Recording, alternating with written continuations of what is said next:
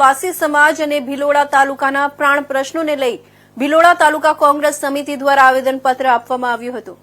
કોંગ્રેસ દ્વારા શહેરના આંબેડકર સર્કલ ખાતે બાબા સાહેબ આંબેડકરની પ્રતિમાને ફૂલહાર પહેરાવી મામલતદાર કચેરી સુધી રેલી યોજી આ વિસ્તાર અને આદિવાસી સમાજના પ્રાણ પ્રશ્નો મુદ્દે આવેદનપત્ર આપી રજૂઆત કરવામાં આવી હતી, જેમાં યુનિફોર્મ સિવિલ કોડમાં આદિવાસી સમાજનો સમાવેશ ન કરવા બાબત, ભિલોડા ખાતે બાયપાસ રોડ ન બનાવવા, આદિવાસી વિદ્યાર્થીઓના મેનેજમેન્ટ કોટાની પોસ્ટ મેટ્રિક શિષ્યવૃત્તિ, ભિલોડામાં ટ્રાફિકના પ્રશ્નો બાબતે સંવિધાન બચાવો દેશ બચાવોના નારા સાથે રેલી યોજી મામલતદારને આવેદનપત્ર આપવામાં આવ્યું હતું.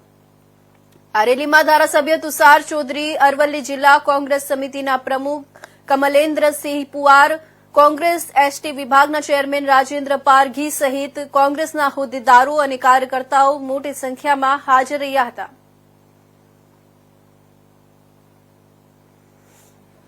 આજે જય ભીમ જય બાપુ જય સંવિધાનના કાર્યક્રમને ભિલોડા તાલુકા કોંગ્રેસ સમિતિ દ્વારા આપવામાં આવ્યો હતો.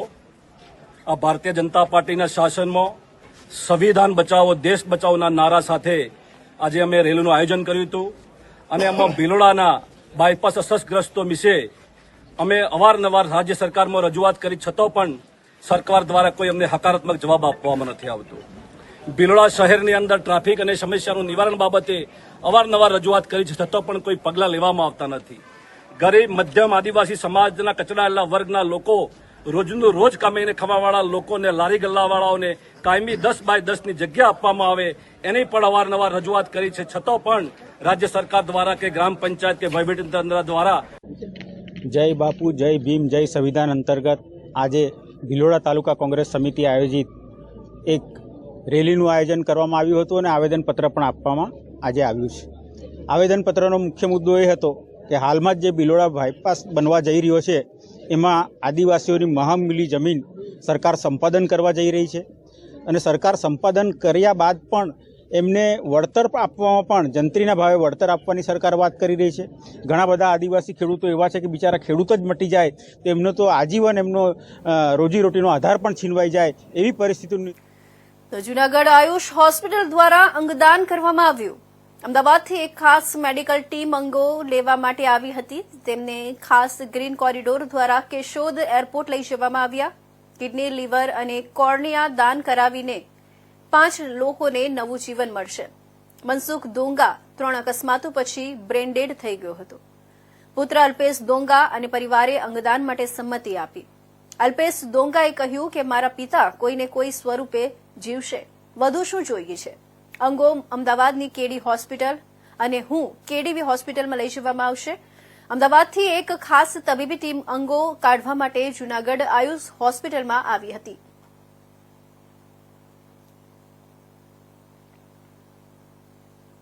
સર, પ્રથમવાર આપની હોસ્પિટલ કાર્યરત થઈ છે ત્યારમાં પહેલી વાર ડોનેટ થાય છે હોસ્પિટલ. કઈ રીતની ઘટના છે, કોણ દાદા હતા અને દર્દી તરીકે ક્યાં મોકલવાનું છે?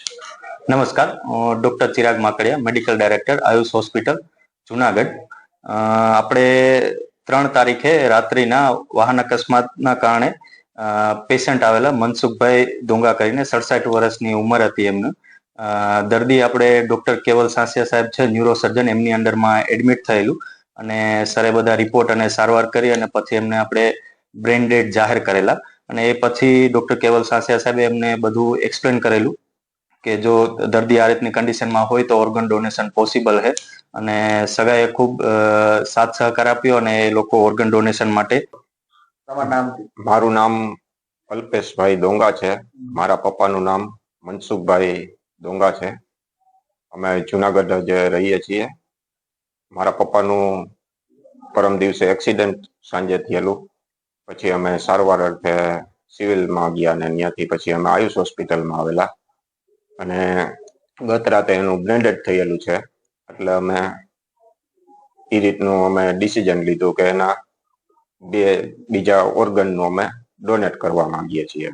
હોસ્પિટલ વાળા હવે સમજાવ્યા અને અમે નક્કી કર્યું કે અમે ઓર્ગન ડોનેટ કરવા માંગીએ છીએ અને સહમતિ છે કે હવે એ તો રિકવરીની કોઈ શક્યતા કે નથી એટલે આ નિર્ણય. તો ઓલપાડના તેના ખાડીને અડીને આવેલા ગેરકાયદે ઝીંગા તળાવ પર અંતરે તંત્રનું બુલડોઝર ચાલ્યું. એક સપ્તાહ સુધી ગેરકાયદે ઝીંગા તળાવ પર તંત્રનું બુલડોઝર ચાલશે. તેના ખાડીને અડીને આવેલા ગેરકાયદે ઝીંગા તળાવ દૂર કરાશે. ઓલપાડ તાલુકામાં ગેરકાયદે ઝીંગા તળાવને કારણે ટાઉનમાં વરસાદી પૂર આવે છે. ગેરકાયદે ઝીંગા તળાવના કારણે સ્થાનિકો દ્વારા જિલ્લા કલેક્ટરને અવારનવાર ફરિયાદ કરાઈ હતી. ઓલપાડ મામલતદાર, ડ્રેનેજ વિભાગ અને પોલીસ કાફલા સાથે તંત્ર પહોંચ્યું હતું.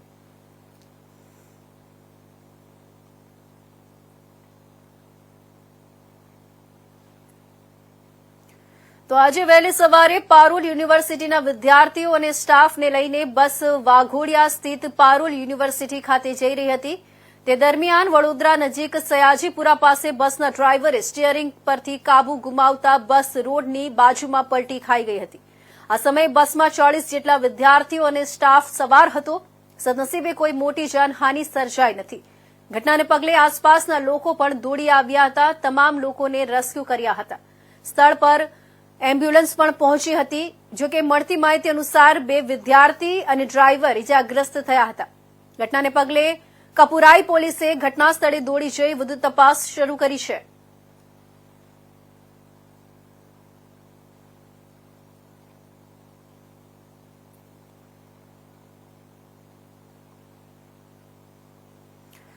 તો જૂનાગઢ મહાનગરપાલિકા ચૂંટણીને લઈને ભાજપ અને કોંગ્રેસના ઉમેદવારો દ્વારા ચૂંટણી પ્રચાર અંતર્ગત લોકસંપર્ક પ્રારંભ કરી દેવાયો છે. બંને પક્ષના ઉમેદવારોએ લોકસંપર્ક કરીને આજે ચૂંટણી પ્રચારનો પ્રારંભ કર્યો હતો. ભાજપના વોર્ડ નંબર 10ના યુવા ઉમેદવાર મનન અભાણી અને તેની પેનલના સદસ્યો દ્વારા લોકસંપર્ક કરવામાં આવ્યો હતો. અહીં ભાજપના ઉમેદવારો દ્વારા મતદાતાઓના ઘરે ઘરે જઈને પ્રચાર કરવામાં આવ્યો હતો. લોકસંપર્કમાં નીકળેલા ઉમેદવારોએ જણાવ્યું હતું કે લોકો તેમને ગત ટર્મમાં ભાજપની બોડીએ કરેલા વિકાસના કામને લઈને મત આપશે.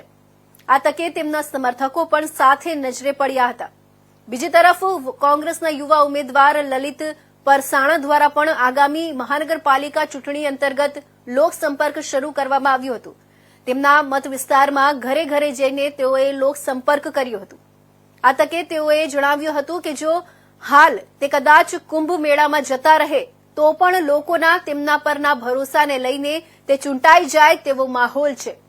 મહત્વનું છે કે લલિત પરસાણા આ વર્ષેની ટર્મમાં પણ કોંગ્રેસમાંથી નગરસેવક તરીકે ચૂંટાઈ આવ્યા હતા. જૂનાગઢ મહાનગરપાલિકાની ચૂંટણીને 16 તારીખે મતદાન છે. ત્યારે આજે મહાદેવના આશીર્વાદ લઈ અમે ચૂંટણી પ્રચારનો પ્રારંભ કરેલો છે. અમારા જે 4 ઉમેદવાર છે કોંગ્રેસ પક્ષના, એને પેનલ ટુ પેનલ મતદાન થાય અને 4 ઉમેદવાર વિજેતા બને એવી મહાદેવના ચરણો પ્રાર્થના કરવા આવ્યા છીએ. અમે વિસ્તારના જે લોકો છે એના પ્રશ્નો માટે, પ્રાથમિક સુવિધાના પ્રશ્નો માટે સતત દોડતા રહ્યા છીએ. ગમે ત્યારે કોઈનો પણ ફોન હોય તો ફોન ઉપર અમે કામ કરાવેલા છે. ભારતીય જનતા પાર્ટી હંમેશા વિકાસની વાત લઈને પ્રજાની વચ્ચે જાય છે. 2014 થી લઈને 2025 સુધી મહાનગરપાલિકામાં જ્યારે ભારતીય જનતા પાર્ટીનું શાસન હતું ત્યારે ભારતીય જનતા પાર્ટીએ જૂનાગઢના વિકાસ માટે કાર્યો કર્યા છે. એ વિકાસની વાત લઈને ભારતીય જનતા પાર્ટી પ્રજા વચ્ચે મત માંગવા માટે જવાની છે.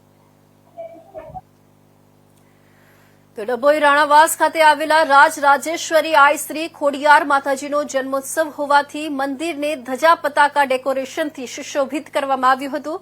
સાથે જ સવારમાં માતાજીનો અભિષેક તેમજ પ્રભાત ફેરી બાદ ખોડિયાર માતાજીના મંદિરેથી માના જન્મોત્સવ નિમિત્તે ભવ્ય શોભાયાત્રા વાજતે ગાજતે ડભોઈ નગરમાં નીકળી હતી.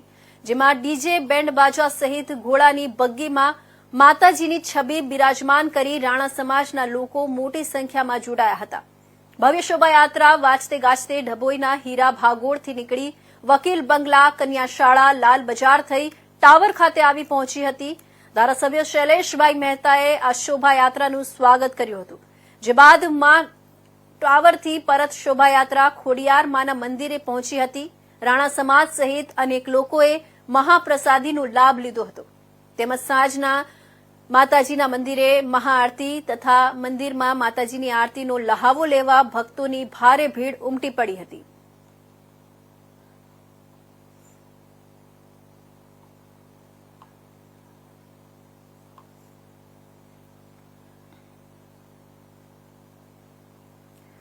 તો વિશ્વભરમાં મંદિરો અને ચમત્કારો તો ઘણા જોયા હશે, પણ એક એવું મંદિર કે જ્યાં બાધા રાખવાથી કોઈ પણ દેશના વિઝા તમને મળી જાય છે.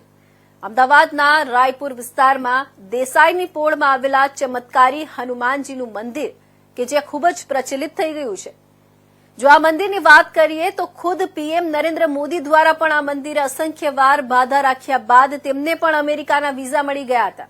ત્યારબાદ કહેવાય છે કે અસંખ્ય લોકો અહીંયા વિઝા માટેની હનુમાનજીની બાધા રાખે છે અને વિઝા આવ્યા બાદ દર્શન કરીને બાધા પૂરી કરે છે. અમદાવાદમાં આવેલું મંદિર અત્યારે ભારતભરમાં વિશ્વવિખ્યાત થયું છે.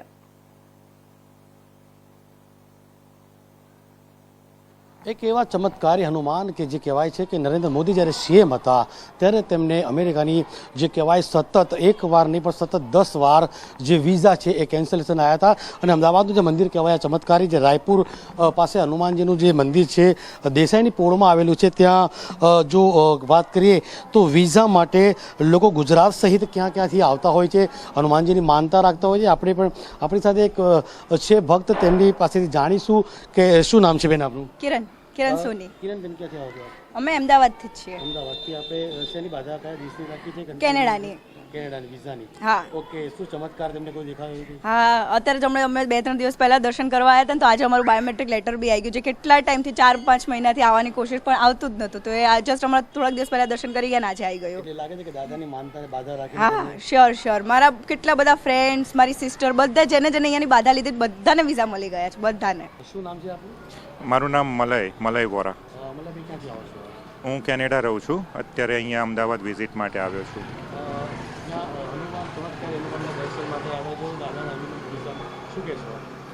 હનુમાન દાદાના દર્શને આવું છું. હનુમાન દાદાની વિઝાની બાધા 22 વર્ષ પહેલાં મેં રાખેલી અને 22 વર્ષ પહેલાં મારું કેનેડાનું થઈ ગયેલું ઇમિગ્રેશન.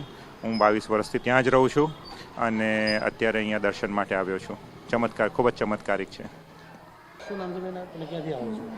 હું કલોલથી આવું છું. શું નામ છે આપનું? મારું સગુણાબેન. અહીંયા ચમત્કારી હનુમાનજીના દર્શન માટે આવ્યા છો? હા, દર્શન માટે આવે છે. ચમત્કારી હનુમાન દાદાના દર્શનની બહુ મોટું પેલી છે તે અમે વિઝા એપ્લાય કરેલા અને અમે દર્શન કરવા પહેલાં ફર્સ્ટ ટાઈમ આવેલા તો અમને દર્શન કરીને ગયા તો અમને વિઝા મળી ગયા કેનેડાના. અને આ દાદાનું બહુ જ મહત્વ છે. શું નામ છે આપનું? પટેલ દેવીન દિનેશ કુમાર. દેવીનભાઈ, અહીંયા તમે બાધા માટે આવ્યા હતા, શું હતું? ક્યાંના વિઝાની બાધા હતી આપની? અમે પહેલાં બી અહીંયા આવ્યા હતા યુએસના વિઝા માટે, બાધા પૂર્ણ થઈને પછી અમે બીજી વાર આવ્યા. હવે મારે પાછા યુએસના વિઝા માટે મૂકવું છે એટલે અમે પાછા દર્શન કરવા આવ્યા છીએ. એટલે એક બાધા તમારી પૂર્ણ થઈ ગઈ છે? હા, એક કેનેડાના એક વાર વિઝાની બાધા પૂર્ણ થઈ. હવે અમે બીજી જગ્યાના વિઝા માટે એપ્લાય કરવા માટે અમે અહીંયા પાછા બાધા લેવા આવ્યા છીએ. કેટલા સમય પહેલા આપણે બાધા લીધી? કેટલા સમય પૂર્ણ થઈ ગયું? અમે એ ટાઈમે વર્ષ પહેલાં એટલીસ્ટ 2024માં 23માં અમે આવ્યા હતા. લાઈક અમે આ ટાઈમે ફેબ્રુઆરી ટાઈમે જ આવ્યા હતા. મહિનાની અંદર અમારા ડેટ આવી ગયા હતા વિઝા. લાગે છે કે ચમત્કારી હનુમાનજીના દર્શન કર્યા બાદ આપને વિઝા મળી ગયા? હા, લાગે છે એવું.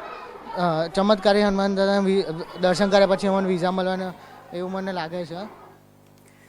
તો રાજકોટ સિવિલ હોસ્પિટલ ખાતે એક મહત્વનું પગલું ભરવામાં આવી રહ્યું છે. ત્યારે સમગ્ર બાબતે રાજકોટ સિવિલ હોસ્પિટલના સિવિલ સર્જન મોનાલી માકણીયા દ્વારા મીડિયા સાથે વાત કરતા જણાવ્યું હતું કે રાજકોટની સિવિલ હોસ્પિટલ દ્વારા ₹16 કરોડના ખર્ચે લેઝર સહિતની આધુનિક સુવિધાથી સજ્જ બર્ન્સ અને ક્રિટિકલ કેર સેન્ટર બનાવવામાં આવનાર છે. આ માટે સિવિલ અધિક્ષક અને પીઆઈયુ વિભાગ સાથે મળી કામગીરી આગળ વધારવામાં આવી છે, જેને લઈને કલેક્ટર દ્વારા જીટી શેઠ હોસ્પિટલ નજીક નવી જગ્યા ફાળવવામાં આવી છે, જ્યાં ગ્રાઉન્ડ ફ્લોર પ્લસ 3 માળનો પ્લાન પીઆઈયુ વિભાગ દ્વારા સરકારમાં રજૂ કરવામાં આવ્યો છે, જેના પર સરકારની મહોર લાગતા જ કામગીરી શરૂ કરવામાં આવશે. તેમજ આ પ્રોજેક્ટ સાકાર થતા સૌરાષ્ટ્રના ક્રિટિકલ દર્દીઓને અમદાવાદ જવું પડશે નહીં. માત્ર રાજકોટ નહીં, કચ્છ અને સૌરાષ્ટ્રના અંદાજે 40 લાખથી વધારે લોકોને આધુનિક બર્ન્સને ક્રિટિકલ કેર સેન્ટરમાં રાષ્ટ્રીય સ્તરની સુવિધાનો લાભ મળશે. બર્ન્સ અને ક્રિટિકલ કેર બ્લોક 2 બનાવવાની કામગીરી અત્યારે પ્રોસેસમાં જ છે. એના માટે કલેક્ટર શ્રી દ્વારા અમને એક જગ્યા પણ જીટી શેઠની બાજુમાં, જીટી શેઠ હોસ્પિટલની બાજુમાં ફાળવી દેવામાં આવી છે. બેઉ ક્રિટિકલ કેર બ્લોક અને બર્ન્સના પ્લાન્સ પણ આપણે રિવાઇઝ થઈ ગયા છે, રેડી થઈ ગયા છે અને અપ્રુવલ માટે છે. આપણા પીઆઈયુ દ્વારા એ પ્લાન્સ રેડી કરવામાં આવ્યા છે અને એ અપ્રુવલ માટે મૂકવામાં આવ્યા છે. ખાસ કરીને મેડમ ઘણા લાંબા સમયથી આ વાત ચાલે છે, આટલું બધું લેટ થવાનું કારણ? મેં ચાર્જ સંભાળ્યો એને થોડો વખત થયો છે. મારા ધ્યાનમાં આ વાત આવી એટલે આ પ્રોસેસ ચાલુ કરી જ દીધી છે. પ્લાન્સ અપ્રૂવ થાય એટલે તરત જ કામગીરી ચાલુ થઈ જશે અને આનાથી ઘણા સૌરાષ્ટ્રના દર્દીઓ જે બર્ન્સ માટે પર્ટિક્યુલરલી અને ક્રિટિકલ ડિસીઝ માટે આવતા હોય એને ખૂબ જ ફાયદો થશે. ખાસ કરીને મેડમ સૌરાષ્ટ્ર કચ્છના જે દર્દીઓ છે એને કેવી સુવિધા આ બંને જગ્યાએ આપવાની છે? બર્ન્સ વોર્ડમાં કેવી આધુનિક મશીનરી હશે અને ક્રિટિકલ કેરમાં કેવી આધુનિક સુવિધા હશે? બર્ન્સ વોર્ડમાં સ્પેશિયલ ટાઈપના લેઝર અને અમુક બર્ન્સ રિલેટેડ ઇક્વિપમેન્ટ, બર્ન્સ અને ક્રિટિકલ કેર બ્લોક 2 બનાવવાની કામગીરી અત્યારે પ્રોસેસમાં જ છે. એના માટે કલેક્ટર શ્રી દ્વારા અમને એક જગ્યા પણ જીટી શેઠની બાજુમાં, જીટી શેઠ હોસ્પિટલની બાજુમાં ફાળવી દેવામાં આવી છે. બેઉ ક્રિટિકલ કેર બ્લોક અને બર્ન્સના પ્લાન્સ પણ આપણે રિવાઇઝ થઈ ગયા છે, રેડી થઈ ગયા છે અને અપ્રુવલ માટે છે. આપણા પીઆઈયુ દ્વારા એ પ્લાન્સ રેડી કરવામાં આવ્યા છે અને એ અપ્રુવલ માટે મૂકવામાં આવ્યા છે. ખાસ કરીને મેડમ ઘણા લાંબા સમયથી આ વાત ચાલે છે, આટલું બધું લેટ થવાનું કારણ? મેં ચાર્જ સંભાળ્યો એને થોડો વખત થયો છે. મારા ધ્યાનમાં આ વાત આવી એટલે આ પ્રોસેસ ચાલુ કરી જ દીધી છે. પ્લાન્સ અપ્રૂવ થાય એટલે તરત જ કામગીરી ચાલુ થઈ જશે અને આનાથી ઘણા સૌરાષ્ટ્રના દર્દીઓ જે બર્ન્સ માટે પર્ટિક્યુલરલી અને ક્રિટિકલ ડિસીઝ માટે આવતા હોય એને ખૂબ જ ફાયદો થશે. ખાસ કરીને મેડમ સૌરાષ્ટ્ર કચ્છના જે દર્દીઓ છે એને કેવી સુવિધા આ બંને જગ્યાએ આપવાની છે? બર્ન્સ વોર્ડમાં કેવી આધુનિક મશીનરી હશે અને ક્રિટિકલ કેરમાં કેવી આધુનિક સુવિધા હશે? બર્ન્સ વોર્ડમાં સ્પેશિયલ ટાઈપના લેઝર અને અમુક બર્ન્સ રિલેટેડ ઇક્વિપમેન્ટ, ખૂબ જ આધુનિક ઇક્વિપમેન્ટ મળશે જેનાથી નેશનલ લેવલની આપણે સારવાર આપી શકીશું. તો સુરેન્દ્રનગર શહેરમાં મુખ્ય બજારોમાં કોમ્પ્લેક્સ બન્યા પણ પાર્કિંગ જ ગુમ થઈ ગયા. સુરેન્દ્રનગર શહેરમાં મુખ્ય બજારોમાં મુખ્ય માર્ગો પર વેપારીઓ અને ગ્રાહકો વાહન પાર્કિંગ કરવા બન્યા મજબૂર. મહાનગરપાલિકા દબાણો તો હટાવે છે પણ કોમ્પ્લેક્સમાં પાર્કિંગની સુવિધા નથી. તેવા કોમ્પ્લેક્સ ધારકો સામે કાર્યવાહી ક્યારે, તે એક સળગતો સવાલ છે. રોડના બંને તરફ મુખ્ય બજારોમાં વાહન પાર્કિંગ કરવામાં આવી રહ્યા છે, જેને લઈને ટ્રાફિક જામ પણ સર્જાય છે. શહેરમાં આવેલા કોમ્પ્લેક્સમાં બાંધકામના નિયમોનું ઉલ્લંઘન થયું હોવાનું પણ શહેરીજનોએ જણાવ્યું હતું. અનેક કોમ્પ્લેક્સોમાં ફાયરની કોઈ સુવિધા નથી અને ચડવા માટે એકમાત્ર દાદરો ધરાવતા કોમ્પ્લેક્સો સામે પણ પગલાં ભરવા માંગ ઉઠી છે.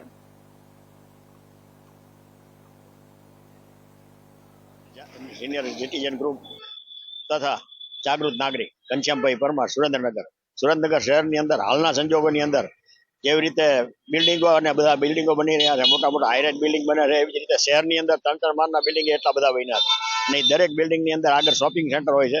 શોપિંગ સેન્ટરની અંદર જે તે વખતે જે કંઈ હોય એમાં કોઈ જગ્યા પાર્કિંગની કે કોઈ જગ્યા મૂકેલ નથી.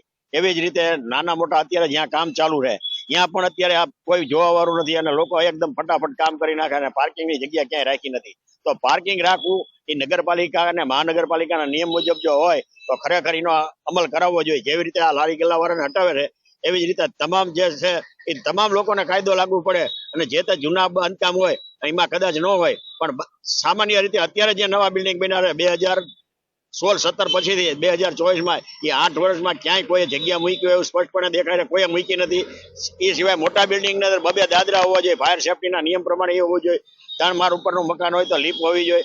એવું કોઈ પણ નગરપાલિકાએ કે આ કરેલ નથી. તો અમારી વિનંતી છે કે આ લોકો ઉપર કડકમાં કડક પગલાં લે અને જ્યાં વેપારીઓ છે એના પોતાના વાહન રાખવા માટે રોડ ઉપર પાર્કિંગ કરે છે અને એમના ગ્રાહક 1 મહિનાથી મહાનગરપાલિકા જે બની છે તેના કારણે નાના મોટા 1100 થી 1200 દબાણો દૂર કરવામાં આવે છે, પરંતુ જે મોલ હોય અથવા એવા કોમ્પ્લેક્સ હોય જેમાં પાર્કિંગની સુવિધા નથી આપી તેના કારણે વેપારીઓ અથવા ગ્રાહક વર્ગ હોય તે પોતાના વાહન રોડ પર પાર્ક કરે છે. તેના કારણે જે ટ્રાફિકની સમસ્યાઓ છે તે જોવા મળી રહી છે. હાલ જોવામાં આવે તો 1 મહિનાથી દબાણ કામગીરી ચાલુ કરી દેવામાં આવી છે, પરંતુ મોટા કોઈ પણ દબાણને હટાવવામાં નથી આવ્યા. મોટી સ્કૂલો હોય, મોટા મોલો હોય કે મોટા દુકાનો દ્વારા સોનીના શોરૂમ હોય તેની બહાર કોઈ પણ જાતની પાર્કિંગની સુવિધા આપવામાં નથી આવી. તેના કારણે ટ્રાફિકની સમસ્યા યથાવત છે. હાલ જોવાનું એ રહ્યું કે જ્યાં નાના દબાણો હટાવી રહ્યા છે 1 મહિનાથી, પરંતુ એક પણ મોટું દબાણ હટાવવામાં નથી આવ્યું. તો તે ક્યારે હટાવવામાં આવશે તેવી લોકોની માંગ. તો રાજકોટ જિલ્લાના ઉપલેટામાં ભાજપના 5 ઉમેદવારો બિનહરીફ મામલો છે. ઉપલેટા નગરપાલિકાની ચૂંટણી પહેલા 5 ઉમેદવારો બિનહરીફ જાહેર થયા છે. કોંગ્રેસના ઉમેદવારોને ભાજપે 10 લાખ રૂપિયા આપી અને ફોર્મ પાછા ખેંચાયા હોવાનું લલિત વસોયાએ આક્ષેપ કર્યો હતો.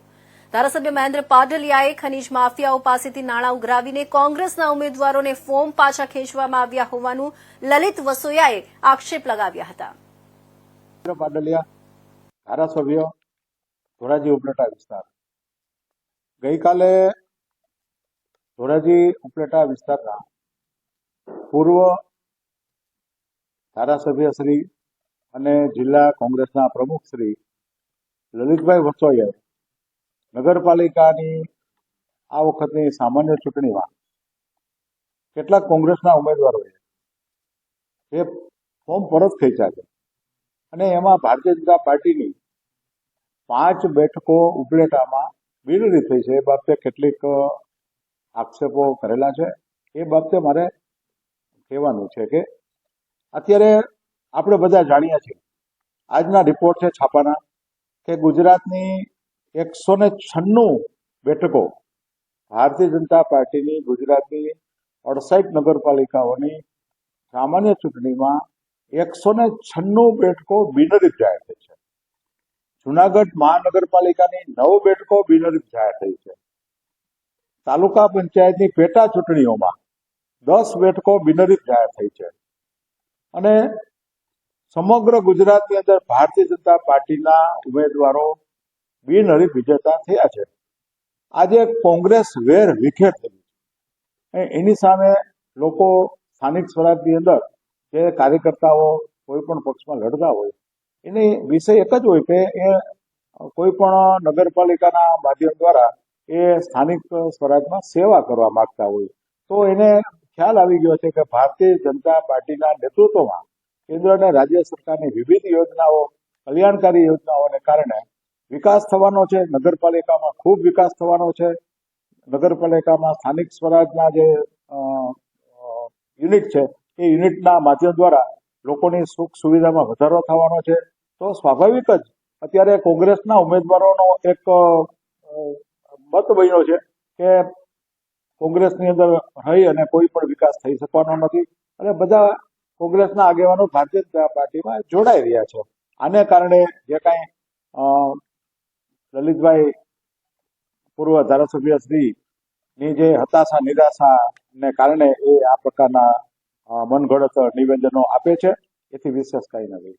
લલિતભાઈ કહી રહ્યા છે કે મહેન્દ્રભાઈ પાટલિયા રીતિમાં પૈસા લે છે, એના વિશે શું? આ બાબત ખોટા આક્ષેપ છે. આના પુરાવા સાબિત કરવા જોઈએ. આવી વાત બિલકુલ વાહિયાત અને મનગઢત આક્ષેપો છે અને આ આક્ષેપો તો ભાવનગર શહેરના ટોપ 3 સર્કલથી અધિવાડા સુધીના નવા બની રહેલા રોડમાં મંદ ગતિએ ચાલતી કામગીરીને લઈને રાહદારીઓ, સ્થાનિકો અને વેપારીઓ પરેશાન થઈ ગયા છે. ગત વર્ષે ચોમાસા પૂર્વે આ રોડ બનાવવાની કામગીરીનો આરંભ કરવામાં આવ્યો હતો.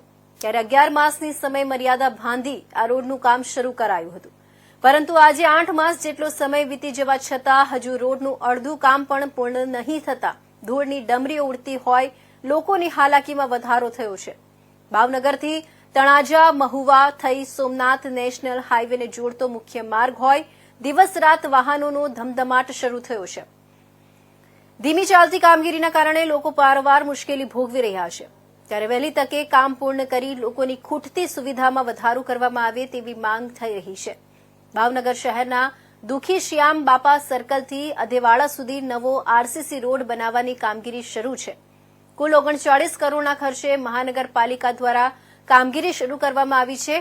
જોકે ભાવનગરથી અલંગ, મહુવા તેમજ ખાસ કરીને સોમનાથ નેશનલ હાઈવેને જોડતો મુખ્ય માર્ગ હોય ધીમી ચાલતી કામગીરીના કારણે લોકો ભારે હાલાકી ભોગવી રહ્યા છે.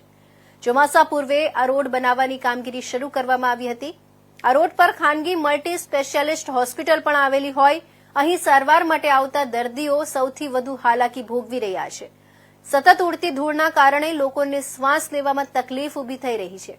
ત્યારે રોડનું કામ ઝડપથી પૂરું થાય એવી લોકો માંગ કરી રહ્યા છે.